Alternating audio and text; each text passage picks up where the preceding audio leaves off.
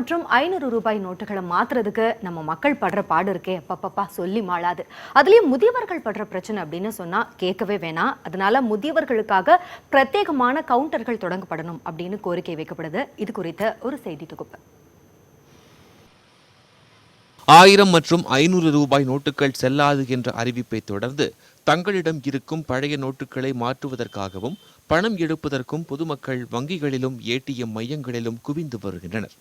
திருச்சியை பொறுத்தமட்டில் இன்னமும் ஏராளமான ஏடிஎம் மையங்கள் மூடியே கிடக்கின்றன. ஒரு சில ஏடிஎம் மையங்கள் திறந்திருந்தாலும் அங்கு நீண்ட வரிசையில் பொதுமக்கள் காத்து கிடக்கின்றனர்.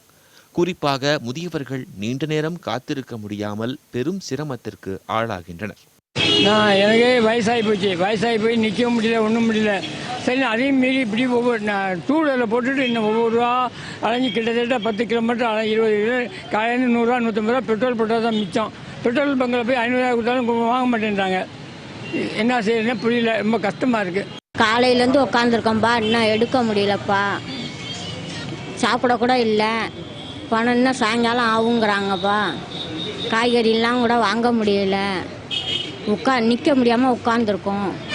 வரிசையில் நிற்கும் முதியவர்கள் மற்றும் பெண்கள் வெயிலில் நிற்க முடியாமல் படிக்கட்டுகளிலும் நடைமேடைகளிலும் அமர்ந்திருக்கும் நிலை ஏற்பட்டுள்ளது.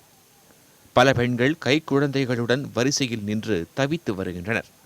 வயது முதிர்ந்தவர்கள் மற்றும் பெண்களுக்கென தனி கவுண்டர்கள் இல்லாததால் தங்களால் நீண்ட நேரம் வரிசையில் காத்திருக்கும் நிலை இருப்பதாகவும், எனவே முதியவர்கள் மற்றும் பெண்களுக்கென்று தனி கவுண்டர்கள் திறக்கப்பட வேண்டும் என்றும் கோரிக்கை வைக்கின்றனர்.